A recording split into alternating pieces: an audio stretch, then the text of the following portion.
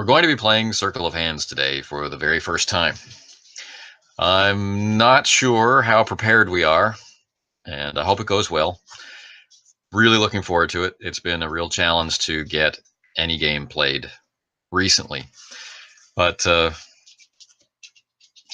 I did the preparation video a week ago, which will be a part of this. So what are you going to see? You're going to see me working with the book and some dice to roll some random components, which are then going to invite me to be creative. How am I going to take those components and turn them into elements of people and place, and to a certain extent, context? So my particular venture for this first venture for our Circle of Hands campaign had just two components in it. And one of the components will be revealed at the outset. The other component will be discovered in play or not, and we'll see how well that goes. This could wind up being a brutal combat, or it could wind up being an investigation. I really don't know, but let's see what happens. Let's see what my prep, this is it, becomes in interaction with the random characters. Not exactly random, but the characters which will be chosen just as we start play. So without further ado, here's my preparation. Hi. This will be my first venture preparation video. And already I'm unhappy. One, today has been a terrible day so far, and I'm running out of time, and I don't know if I'll even be able to finish this video or what kind of interruptions will happen. I don't have the right colored dice. Life is crazy.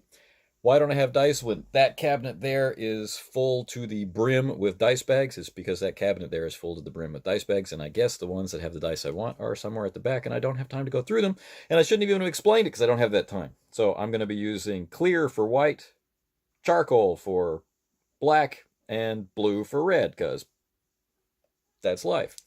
At least they're game science dice, so you can content yourself with that.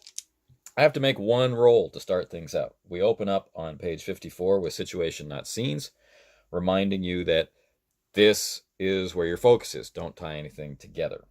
All right. So I'm setting up backdrop, stuff that people are going to see, places that people are going to go, not what they have to do. So we begin with location. I roll 3d6.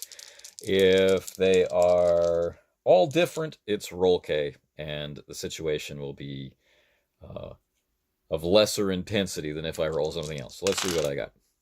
I got a 4 on the black die. 4. I got a 2 on the white die. 2. And I got a 6. That's exciting. 6 on the blue die. Hopefully you can see those. All right, so what do I have to do? Are they all different? Yes, 4 and 2 and 6. Hey, that's weird. 2, 4, 6. Yes, those are all different numbers. Therefore, roll K. That's kind of a shame. So we're more likely to wind up in roll K. So, yay, math works. I don't get to figure out where else it's going to happen. But it does mean it'll be a less intense venture. Maybe that's good for the first one. Okay, it's asking me to create a place name, and it tells me how. And I'm not going to do that in this video. I'm going to attach it in a secondary video to the end, and when I reveal this, they'll all be edited together with the components coming first, and then what I did with the components coming second, okay, just because I don't have the time. So we move on to individual components. You do not roll again, so I keep my 2, my 4, and my 6. So I start with 4. Okay, so 4 is knowledge, then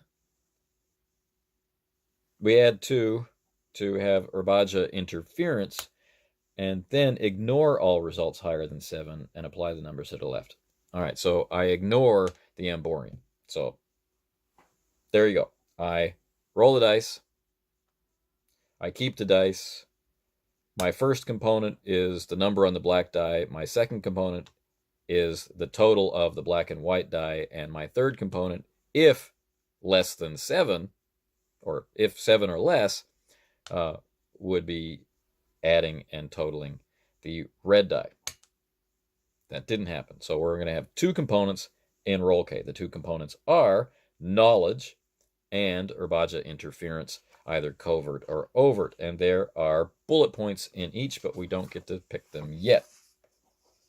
Refining the components. Each component must include the following: 1 to 3 named characters who have goals or grievances or motivations, confusing and potentially dangerous locations, which require little maps, pursuant to the video this morning, and a tripwire.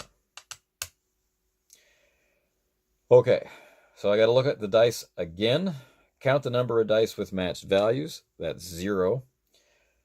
So none. A single phenomenon for each component, using the open circles above as the list for phenomenon. I am going to do that now. 4, I've got a piece of foreign technology.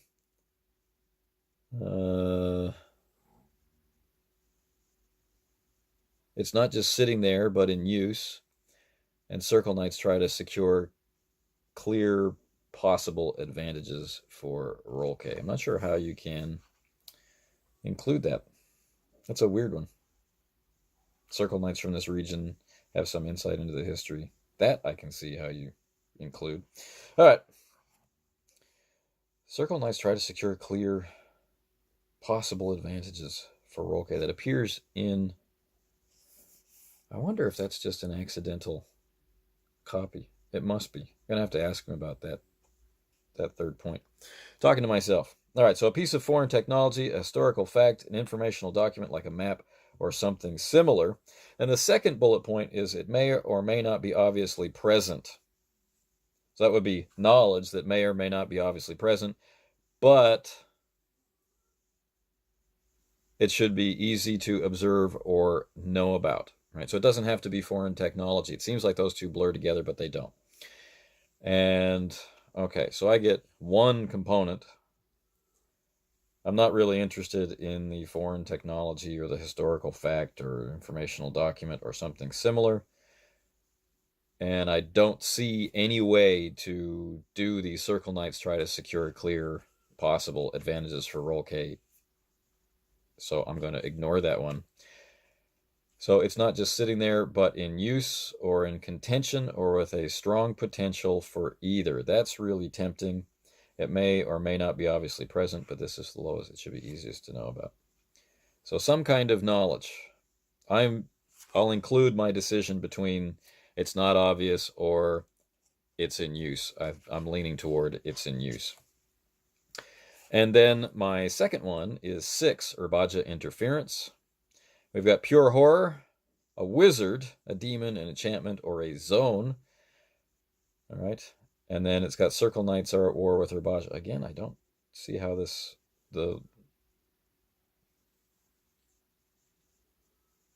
This must be something you tell them at the beginning. Right? You're not giving them a mission, but you're giving them an attitude. And, okay, that's fair enough. That's part of the backdrop. This is, just like saying... you formed a circle and you have an alliance with the Young King and Roll-K. We need to collect this knowledge for an advantage for Roll-K. So Roll-K, Anyway, yeah, I get it now. Sorry to be slow. All right. Well, we already know that the Circle Knights are not happy about wizard stuff. I think I'm going to go with... I'm going to go with a zone, not a wizard. But I'm tempted to go with pure horror. Again, we'll see at the end after I've had time to sift through this. Okay, then we get more explanation. Then consult the red die to set the tone. My red die was a 6. Squick. Agony, atrocity, dehumanization, and repulsion. Lucky you. So I guess I will likely go with pure horror and nightmare fuel and figure out how that's going to happen. Okay. Refining the components. Continuing. There we go. Among the components.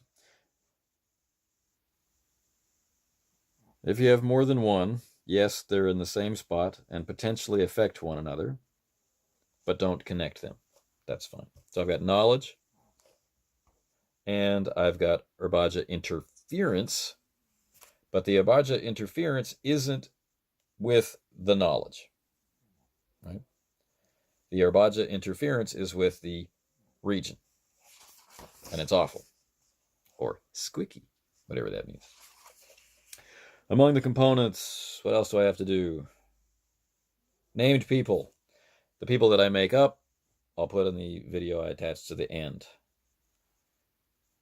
According to the number of components. So I have 2 components. So I get 2 for each component for 4 named people. And later, during preparation, if you want, add 1 more named person to the venture. Okay. Never, don't have soap opera. So he wants to say always have soap opera. Because it's what the people are for. The people are for soap opera. But when more than one person is involved in a given component, then they may be strongly tied together or strongly opposed. Don't double dip anyone between components. Always conceive of them relative to the components and be sure to give them names. Think in terms of the Crescent Land values, class, wealth, kinship, social authority, and reputation. Give them a little bit of a past, a little bit, 1 or 2 thoughts, it says. Add 1 more named person to a given component if you think it needs a little more casting. If there are not enough people to make that work. So 2 people for each component, each pair involved in some kind of emotional situation. My role is the same as his. All right. Then he talks about the map. He says, for the map, I instantly conceive of a survivor from the butchery at Magenburg who's managed to preserve it. Now he's talking about his component, which was knowledge, which he decided was a map. So for a second there, I thought he was talking about the tactical map. All right. This is all his prep. Don't care. At this point, set their scores. They have an 8, a 5, a 4, and a 2. Fantastic. Assign the other 2 to help you develop your sense of the person. Choose 1 person to have a sum of scores equal to that of the highest sum Circle Knight currently in play. So you won't actually know that until play has started and you've gone through the introduction, you've revealed the components of the venture you're supposed to reveal, and then the ritual of choosing the characters to suit the venture has taken place. At that point, you can fill in the stats for this 1 person who will be the match of the best of you. All right. Write down their professions and social rank explicitly. So he gives an example of that. If people in the preparation include a wizard, then he or she has gifts, but I'm not going to do a wizard, so who cares? In the case of a single component, you have 3 named people to enmesh, but I don't. In the case of 3 components, but I don't. Circle Knights do not arrive to solve anyone's personal problem, and they are not responding to a call. They do not have to be restoring order and civic decency, and they do not have to root out a specific source of evil. Therefore, engineering your named characters as mechanisms to get to those things is unnecessary. Best Circle games so far have been extremely lightly prepared in those terms. The named people live there. That's all. They have specific actions and agendas wrapped up with the component concept they are attached to. Fantastic! I'm happy. Maps and locations. I don't draw a map of the area, but cool little maps of dangerous locations, I do. And I just go, whoo, look at that, and then I take it away again. Just like me. So I don't have to worry about that. Now I'm looking at maps, looking at more maps, still more maps, tons of maps. Tripwires, this is the last part. A tripwire is a specific event with a loud, shocking, uncompromising consequence. It is not a bang. It is not there to do story. If play triggers a tripwire, then the inherent tension in that component, whether it currently looks like in play, boils over into more explicit, uncompromising form. So you just ramp it up. You turn up the situation to 11. People get more extreme and more reactive. The effect is simply a drastic and striking change in the situation. Okay. A tripwire and its effects are, in italics, prepared, but not planned. It may or may not be triggered, completely left up to the events of play. All right. So he gives 2 examples. If one of the named character is harmed in any way, the locals rise up. If the worm's private lair, he's got a worm. If the worm's private lair is disturbed, it goes wild. So it's nothing major. It's just like, hey, you know. Tripwires aren't there to be either goals or as hidden traps, so you aren't obliged to drive toward them or manipulate players into them. Similarly, the players don't know what they are, so no one will be seeking or avoiding one. They're merely there. So I have 2, one connected to each of my components. My components are knowledge, and my components are Urbaja interference. In order to finish all of this, I have to create 4, maybe 5, maybe 6 named people. I then have to realize what the tripwire is, either between the people in the component or just with the component itself. I need to think of an interesting tactical location that is a dangerous place, that the Circle Knights would see as a dangerous place. I am not planning a place for them to have danger. And that's it.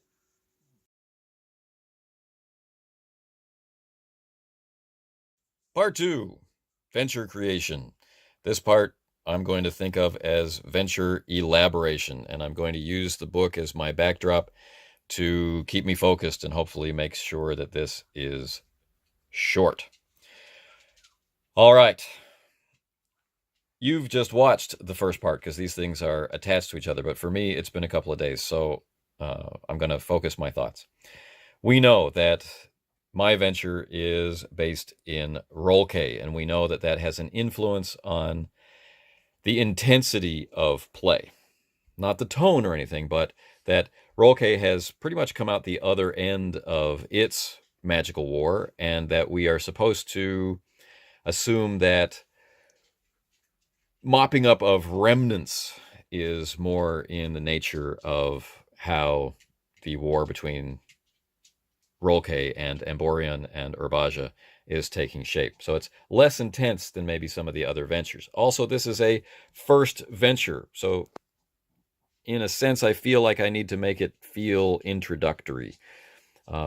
Putting some of our synthesis and in our pre-game talks and our session 0 about the game, putting some of those actually out there, verbally spoken as, what do people say? Canon. But I found that the order of elements with which I have to work to create the framework for the venture wasn't always the order in which I could think about them. So it's not exactly a natural flow, or at least it wasn't for me. At least it wasn't for me this time, of coming up with what I wanted to turn these components into. Right? Such as, I've got 2 named characters. What are they going to be? I found I wanted to think about them a lot more than I wanted to think about the community, because what we want to do is focus on the interactions between the characters, and so that we understand the situations between the characters so that the knights can be knights. But the named characters, they come along in the process later on. So I was jumping back and forth and really, really busy. So at this point, we're going to play tomorrow, and I've made my final decisions about how these things are going to be portrayed in the fiction. So let's go. I'm going to go through in book order rather than the way I thought about them, with some commentary. So it was roll K. Fine. I've got two components. I've got knowledge and I have Urbaja interference. So knowledge, I focused on a piece of foreign technology pretty quickly, as I wasn't that inspired by some of the others at this point for a roleplay venture. So what would be the technology? And I went back and forth and I was thinking about salt, but no, that didn't take me anywhere I wanted to go except politics. And it felt more like opportunity for roleplay than knowledge. So I went with a rare skill as being my piece of foreign technology. And that rare skill likely came from the history of raiding in this area. But I didn't really need to flesh that out. I don't need to really go too deep into that unless that's where conversation takes us. But that's what I got in my mind. So steel is going to be the knowledge. So there will be a smith. So now I've got a named character, and I name him Kunisbear because of its meaning. So that's all easily taken care of. And I didn't do this at the beginning, but now that I'm done and getting ready to play tomorrow morning, I'm thinking that he is going to be the one that is going to be the match for the toughest Circle Knight. I'm not sure why that is, but that's what I'm going for. The other named character is now starting to fall into place because of what I think about the village. So I'm going to talk about the village. It's a fishing village.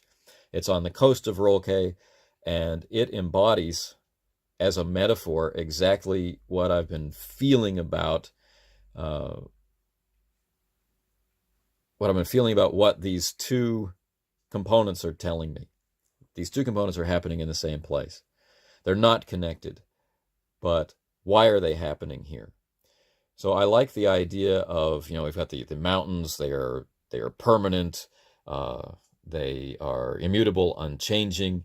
And then we've got the ocean, which is the exact opposite, and they're side by side. And that has been speaking to me since I decided I wanted to put it on the coast. And I decided I wanted to put it on the coast because we're going to see a lot of roleplay adventures, and roleplay is mostly mountains, so most of our adventures are going to be mountainous, and I wanted to do something from the edge so we could work our way in, or something along those lines. So, a fishing community. I had to name it, so I named it from a place I lived near from my childhood, ultimately, because that finally embodied some of this sense I was getting about between the old and the new. So this second named character, who is Torben, I want him to represent these strong traditional ties, the fishing community and the old ways, and certain jobs for certain families, certain jobs for certain types of people. Like, this is the work that children do, and this is the work that the women do, and this is the work that the men do, and that sort of stuff. So he's frustrated because, well, this is a maritime community, and so it's prone to raiding from the sea, and people being carted off, people being killed, the disease that follows any kind of battle, so on and so forth. And the forces of Rolke have been fighting a magical war for a long time, and now there's a new king, and so there's a period of things being unsettled. So this gives me Torben. He's our traditionalist. He's our reactionary. He doesn't want things to change, which turns my idea for the smith, Kunisbear, not into just a strong family kind of clan leader kind of guy, but into a force for change, because he knows this new skill. He could turn this community into something completely different than it had ever been before. So those two are in opposition. So I feel pretty happy about that. The thing that gave me almost as much trouble as finding a name for the community was Urbaja interference. I didn't want to do a wizard. I didn't want exactly to do pure horror, but I kind of did. And so I went back and forth, and finally it was the role for tone, right? Down here, it's going to be harsh, it's going to be grim, or it's going to be squick. I ended up with squick. So, okay, so that's going to be coming out of here mainly. I felt I didn't really know how to tie it in here, or even if I wanted to, but some of the community, it needs to have this sense going on. And it's going to be tied to either just Urbaja itself, or it's going to be tied to the named characters. So that gave me pause. So here's what I've decided. I'm going to go with a demon. And the demon that I've picked is the Yoggoth.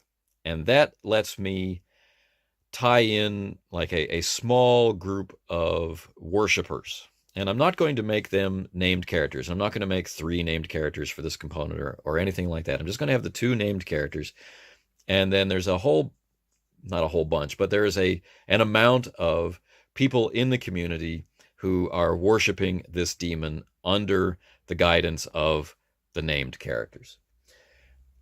They can be ascended as needs be in the venture, or they can just be left as part of the backdrop. Who knows what's going to happen? But they worship this demon, and this demon, the Yoggoth, requires sacrifices, and if it gets sacrifices, it becomes stronger.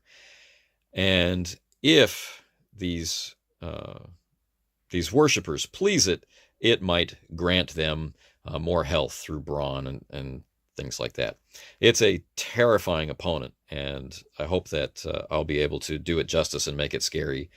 And, I don't really want to kill any of the knights, but I don't want to pull any punches either. So I'm hoping that I understand combat well enough to really bring a threat with this character, or this creature. It's difficult to use a demon and use a demon like this one in a venture just as an element on its own. And Ron gives us specific advice about that. So I'm not going to have a wizard. The creature was summoned as part of a raid. It survived. It's still here. And I'm picturing that raids are seasonal, and that this community is as guilty of going raiding as they are guilty of being raided. And so they have members in their community who come from other places. And so the worshippers, they'll recognize what this thing is, and they know the form of how the thing is supposed to be appeased, and they've been, barely surviving, hanging on, and they've basically been directing the creature's hunger at their enemies. And to carry that off, I've got this idea in my head that they've been marking doors, and the creature extends its tendrils of darkness through the community at night. This is where our horror is going to come from. And Squick talks about agony, atrocity, dehumanization, and repulsion. But we also have lines in place about who we can show harm to, and we don't have a whole lot of interest in the type of horror that goes into gore. So I want to have a lot of the actual murdering and killing part take place off stage. So the dehumanization, I hope to be able to portray in the way that our worshippers of the demon have been dehumanizing their opponents, that they are just sacrifices for their own quest for power. So what makes people do that? That spoke to me of revenge, that spoke to me of greed, and now I'm starting to get an idea of my first named character for this component. And I end up naming Ermentrude, and she is an old crone. She's a wizened old woman. She wants revenge. She's also a force for traditionalism in the community, but she wants to go back to even older ways. And she has an apprentice, and the apprentice is going to be the other named character. That's Ina. So we've got Kunisbear and Torben for one component, and we've got Ermentrude and Ina for the next component. And I want a division between the crone and the young woman, but I think I'm going to rely on play to bring that out. But one thing that I want as a character defining thing is that Ermentrude wants revenge and will use anybody to get it, and has a completely unrealistic view of her own value. You know, she's of course going to be a midwife, and she's going to understand herbs and things, but she has no real power. She has no magic. That's important to me. And her apprentice is going to be promised all these things, but can clearly see that the only thing with power is the demon, and that all they're doing is sacrificing their neighbors, and this isn't going to change anything. And they, you know, do we really have control of the demon? And what happens if the demon just decides to wipe them out? What is, you know, this kind of thing. So if one of you guys brings a full-on mage to the group, I think that will be interesting. But I don't think I want that to be a tripwire, because that's so out there. So now it's time to start talking about tripwires. We've got the tone. The people here are beaten down. The people here are viewed as their job. So I want to try to portray at least the peasant class, the purely working class, as invisible as I can make them. Maybe just by talking about how the work is being done, rather than saying people are doing the work, something like that. And I want the community to feel empty, and I want the community to look destroyed and worn down. Repairs aren't being made. The fishing fleet is on its last legs or destroyed, something like that. And I want to tie things to the tide, you know, night and day, high tide and low tide. I want this duality to be represented. So tripwires. Tripwire for component number 1 is going to be tied to Kunisbear, and I felt that maybe they would want to take Kunisbear away from this dead and dying place, and, you know, so where he could share his special skill, his rare skill. So if they propose that as a suggestion, that will set off the tripwire, and the community will rise up against that idea. Those who support Kunisbear will be against that, because he's their hope for the future.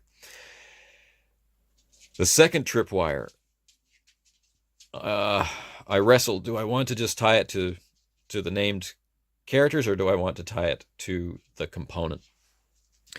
What could it be? And then I thought, and this is what I'm going to go with. I'm still a little unsure of it, but, you know, I got no time left anymore. So here we go. The second tripwire will be if the Circle Knights discover the demon and want to move against it, and suggest that the people rise up with them to fight. That will be the next tripwire. So tripwires are done, components are done, named characters are done. I'm not going to add the optional 5th named characters. Everybody's named, the place is named. I've got descriptions in my head, and hopefully today I'll have time to draw maps of places that, you know, look dangerous or interesting, places that you might be likely to go for some kind of thing. So that is that for venture preparation. So the last step I have to do is write up my 1 page of notes with lots of white space, so that I can make notes about things as play transpires. And so this endeth the venture preparation video.